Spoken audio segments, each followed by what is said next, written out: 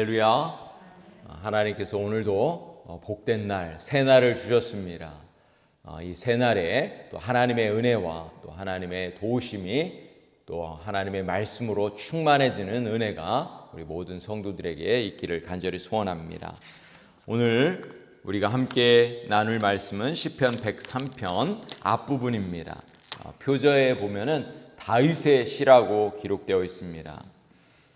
오늘 시편이 긴 관계로 두 번에 걸쳐서 함께 말씀을 나누겠습니다. 오늘 말씀의 제목은 하나님을 찬양해야 할 네 가지 이유에 대해서 함께 나누도록 하겠습니다. 하나님을 찬양해야 할 이유 네 가지. 여러분, 이 찬양해야 할 이유의 네 가지를 오늘 우리가 기억할 수 있기를 간절히 소원합니다. 여러분, 우리가 아침마다 우리 믿는 성도들은 일어나면 또 하나님 앞에 감사와 찬양을 드리는데 여러분에게는 오늘 이 새벽에 어떤 찬양의 이유가 있으십니까? 여러분, 우리 그리스도인들에게 하나님께서 부어주신 가장 큰 복이라고 하면은 물론 많은 복이 있지만 하나님을 찬양할 수 있는 특권이 있다는 거예요. 우리 위대하신 하나님, 우리 모든 만물을 창조하신 하나님, 살아계신 하나님, 그 아버지께 우리가 하나님을 찬양할 수 있는 그런 특권이 우리에게 있습니다. 그래서 오늘 시편은 다윗은 이렇게 찬양합니다. 내 영혼아 여호와를 송축하라. 내 속에 있는 것들아 다 그의 거룩한 이름을 송축하라. 이렇게 찬양합니다. 다윗은 자기 영혼에게 여호와를 송축하라고 스스로 명령하고 있어요. 여러분, 우리가 하나님을 찬양해야 할 그런 이유, 여러 가지 이유가 있습니다. 오늘 말씀에 보면은 특별히 하나님이 베풀어 주신 은혜가 있기 때문에 하나님을 찬양하라고 말씀하고 있습니다. 2절 말씀을 보세요. 내 영혼아 여호와를 송축하며 그의 모든 은택을 잊지 말지어다. 모든 은택을 잊지 말지어라. 모든 은혜를 잊지 말라고 이렇게 말씀하고 있습니다. 여러분, 하나님께서 저와 여러분에게 부어주신 크고 놀라운 은혜가 무엇입니까? 오늘 말씀은 네 가지를 본문에서 이야기해 주고 있는데 첫 번째는 죄를 용서해 주신 은혜를 이야기하고 있습니다. 3절에 보시면은 그가 내 모든 죄악을 사하셨다. 하나님께서 베풀어 주신 최고의 용서가 무엇이냐, 사랑이 무엇이냐, 우리의 모든 죄와 허물들을 용서해 주셨다는 것입니다. 여러분, 다윗이 자신이 범한 죄를 하나님께서 용서해 주신 것을 체험했습니다.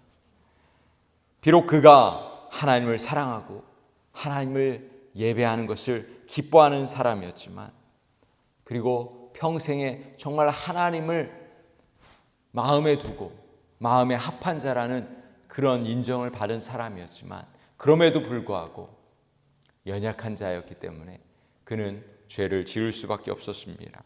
그에게 교만이 있었습니다. 자신이 사랑하는 부하의 아내를 간음하는 그런 사건을 저질렀고, 또 사랑하는 그 부하의 그 죽음을, 생명을 죽음으로 이끄는 그런 죄를 저지르고 말았습니다. 그는 나단 선지자의 책망을 받았을 때 하나님 앞에 겸손하게 회개했던 것이죠. 그리고 하나님의 은혜를 구했을 때 하나님은 자비와 긍휼을 부어주시고 그의 모든 죄를 용서해 주셨습니다. 다윗은 평생 동안 그 은혜를 잊지 않고 하나님의 그 이름을 송축하며 찬양하며 살기로 다짐했던 것입니다. 8절에서 10절 말씀을 보세요. 오늘 본문의 8절에서 10절 말씀을 보시면 하나님은 어떤 하나님이신지 보여주고 있습니다. 자비와 긍휼이 무궁하신 분이십니다. 은혜로우시며 노하기를 더디하시는 분이라고, 인자가 가득한 분이라고 말씀하고 있습니다. 8절에 보시면 여호와는 긍휼이 많으시고 은혜로우시며 노하기를 더디하시고 인자하심이 풍부하시도다. 자주 경책하지 아니하시며 노를 영원히 품지 아니하시리로다. 우리의 죄를 따라 우리를 처벌하지 아니하시며 우리의 죄악을 따라 우리에게 그대로 갚지는 아니하셨으니. 여러분, 우리 하나님은 우리의 죄를 용서하시는 하나님이십니다. 만약에 우리의 죄에 따라서 처벌하시면 이 세상에 살아있을 사람이 아무도 없는 거예요. 그래서 우리는 하나님이 베풀어 주신 그 죄 용서에 대해서 늘 기억하고 하나님 앞에 감사해야 될 줄로 믿습니다. 우리 하나님은 자비와 긍휼이 무궁하신 하나님이십니다. 그래서 우리가 겸손하게 하나님 앞에 나아갈 때마다 하나님은 우리의 모든 죄와 허물들을 다 용서해 주시는 하나님인 줄로 믿습니다. 11절에서 13절에도 보시면은 이는 하늘이 땅에서 높음같이 그를 경외하는 자에게 그의 인자하심이 크심이로다. 동이 서에서 먼 것 같이 우리의 죄과를 우리에게서 멀리 옮기셨으며 아버지가 자식을 긍휼히 여김같이 여호와께서는 자기를 경외하는 자를 긍휼히 여기신다. 이렇게 말씀하고 있습니다. 사랑하는 성도 여러분, 우리 하나님은 자비와 긍휼이 무궁하셔서 아버지가 자식을 용서하듯이 그렇게 우리를 용서하시는 하나님이십니다. 동이 서에서 먼 것 같이 우리의 죄를 멀리 옮기시겠다고 약속하셨습니다. 오늘도 하나님의 그 용서의 은혜를 우리가 기억하고 하나님을 찬양할 수 있는 우리 모든 성도들이 되실 수 있기를 간절히 소원합니다. 특별히 하나님께서 부어주신 가장 큰 은혜가 무엇입니까? 바로 예수님, 예수 그리스도를 이 땅에 보내주셔서 우리의 모든 죄를 위해서 대신해서 십자가에 죽으신 그 은혜, 그것을 우리가 늘 마음에 품고 산다면 우리는 날마다 하나님 앞에 감사와 찬양을 돌리게 될 줄로 믿습니다. 두 번째, 우리가 하나님을 찬양해야 할 이유가 있습니다. 그 은혜는 바로 모든 병을 고쳐주셨기 때문입니다. 오늘 말씀에 보면 3절에 보면은 하나님은 내 모든 병을 고쳐주셨다 이렇게 말씀하고 있습니다. 다윗이 기록한 시편에 보면 질병으로 인하여 고통당할 때 하나님 앞에 간절히 불써 기도하면 그때마다 하나님이 고쳐주셨음을 찬양하는 시편들이 곳곳에 있습니다. 특별히 다윗은 하나님께서 자신의 육체의 질병을 치료해 주신 은혜를 잊지 않고 송축하고 있는 것입니다. 하나님을 찬양하고 있는 것입니다. 사랑하는 성도 여러분, 우리도 마찬가지입니다. 우리는 때때로 육체의 질병으로 인하여 고통을 당할 때가 있습니다. 그러나 하나님의 은혜를 구하고 치유를 간절히 기도할 때 하나님은 우리에게 놀라운 치유의 은혜를 부어주시는 하나님이신 것을 우리는 시시때때로 경험하는 것이죠. 우리가 건강할 때는 잘 모릅니다. 그러나 연약할 때에는 우리가 하나님의 부어주시는 크고 놀라운 이 건강의 그 은혜, 치유의 은혜를 우리가 기억하게 되는 것이죠. 여러분, 우리 교회에도 여러 성도들이 또는 가족들이 질병으로 인하여 고통을 당하고 있습니다. 여러분 기억해 주시고 그분들을 위하여 기도해 주시기 바랍니다.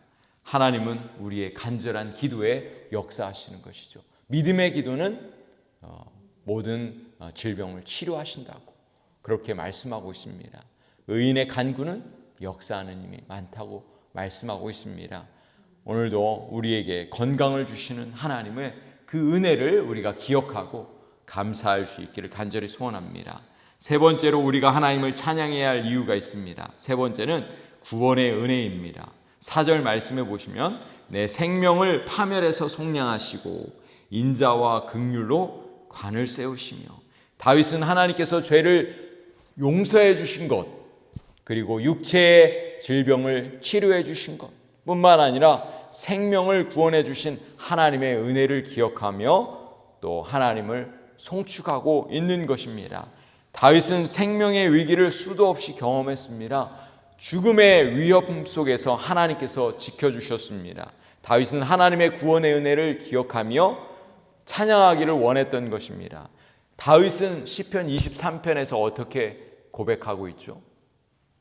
내가 사망의 음침한 골짜기를 다닐지라도 해를 두려워하지 않을 것은 주께서 지팡이와 막대기가 나를 안위하시나이다. 주님께서 사망의 음침한 골짜기에서도 그의 생명을 지키시고 인도하여 주셨습니다. 눈동자같이 지켜주셨습니다. 하나님은 다윗에게 인자와 긍휼로 관을 세워주셨습니다. 할렐루야. 사랑하는 성도 여러분, 우리도 마찬가지입니다. 우리도 우리 인생을 살아가면서 수도 없이 하나님께서 우리의 생명을 지키시고 인도하신 것을 우리는 경험했습니다. 하나님이 우리의 생명의 주인이 되시고 또 생명의 주인 되시는 하나님을 찬양하는 복된 삶이 되실 수 있기를 간절히 소원합니다. 네 번째로 하나님을 찬양해야 할 이유가 있습니다. 다윗은 하나님께서 가장 좋은 것으로 소원을 만족하게 하시기 때문에 하나님을 찬양한다고 고백하고 있습니다. 5절 말씀을 보세요. 좋은 것으로 내 소원을 만족하게 하사 내 청춘을 독수리같이 새롭게 하시는도다. 다윗은 하나님께서 자신의 인생 가운데 가장 좋은 것으로 그 마음의 소원을 이루어 주셨습니다. 만족하게 하셨습니다. 마치 독수리같이 새롭게 하신다고 고백하고 있는 것입니다.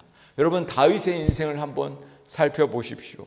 한낱 양치기에 불과했던 이 다윗을 이스라엘의 위대한 왕으로 하나님께서 세워주셨습니다. 그의 인생 가운데 크고 놀라운 일들을 이루어 주셨습니다. 블레셋의 장수 골리앗을 쓰러뜨리는 그 놀라운 기적과 같은 일을 그의 인생 가운데 보여주셨습니다. 뿐만 아니라 그의 인생에 놀라운 일들을 행하셨습니다. 수없이 많은 대적을 무찌르게 하셨고 그는 이스라엘의 위대한 왕으로 하나님을 섬기는 그런 인생을 살게 하셨습니다. 사랑하는 성도 여러분, 우리의 인생을 한번 돌아보십시오.